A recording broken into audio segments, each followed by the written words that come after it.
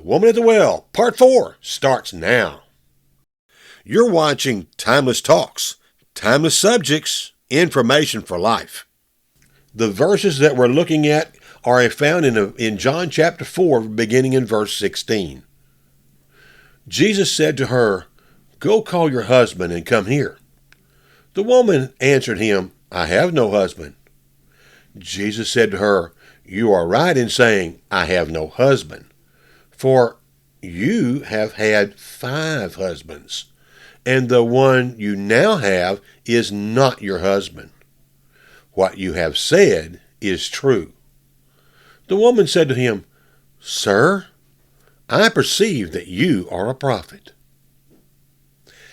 Jesus had met a very unusual woman. She was of mixed race heritage, like all the Samaritan people were. She had been segregated by even that society and was drawing water at noon.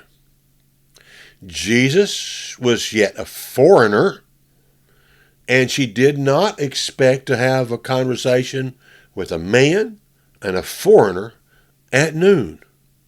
But Jesus asked her for a drink of water, and a conversation followed about water, and what Jesus could give her would be refreshing water that would never end. Those things, I hope that you'll go back and look at the 3 previous videos on those subjects. But now Jesus begins to change the subject. Jesus asks her to call her husband and have him join them. Jesus then began to reveal his knowledge about her to her. Jesus told her that, yes, you're right in saying that you don't have a husband because you have had 5 husbands, and the man you're with now isn't your husband. That means she's been with 6 men in her lifetime. And then Jesus complimented her for at least being truthful with the words she had used. You see, she had not revealed anything to him but just the very bare minimum. You know, it would be real easy to get sidetracked in this story right now over to the subject of marriage and marital relationships. That's not what we need to do. I guess we need to make a video about that soon too. But that's not the subject that Jesus dealt with, so we're not going to deal with it either. The woman was actually trying to figure out who this man could possibly be. You see, he was a man. He was talking with her publicly. And most men did not do that with women. The man was visiting with her, although he was a foreigner, and that made it double unusual. The man talked about water that flowed and would be eternally refreshing her, and she wanted that kind of thing. And then suddenly here he is revealing to her her secrets about 5 marriages and living outside of marriage with someone else. He knew everything about her completely. But my question today for you is this: what does Jesus know about you that you really don't want anyone else to know? What secrets does Jesus know about you?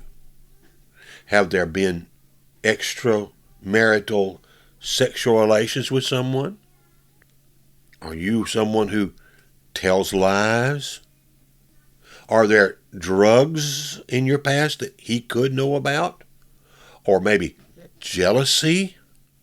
It's easy to get angry. Sometimes we lose our cool. We lose our control over our anger. Is that something Jesus knows about? Have you been consuming alcohol? Would Jesus like it if you did? You see, Jesus knows everything about you and me, just like he knew everything about this woman at the well. And another question you need to consider is that something you would be proud of? Or is it something that you really would just like to keep secret forever?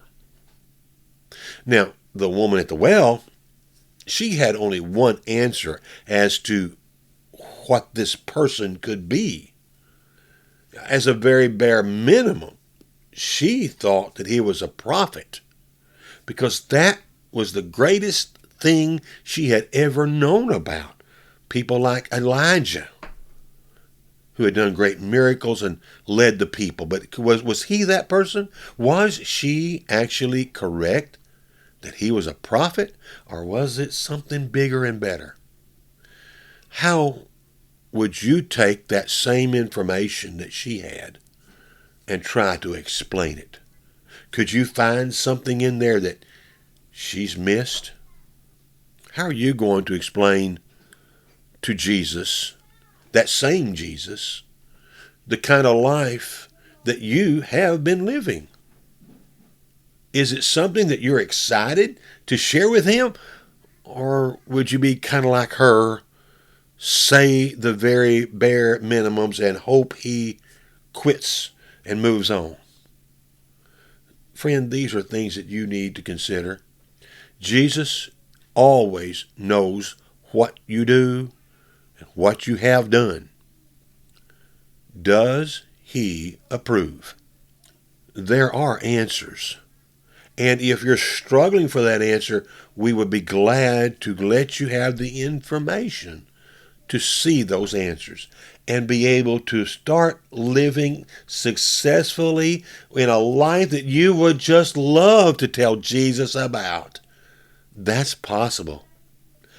But for right now, I hope that you will continue to consider these things. Until we have time to visit again, goodbye for now.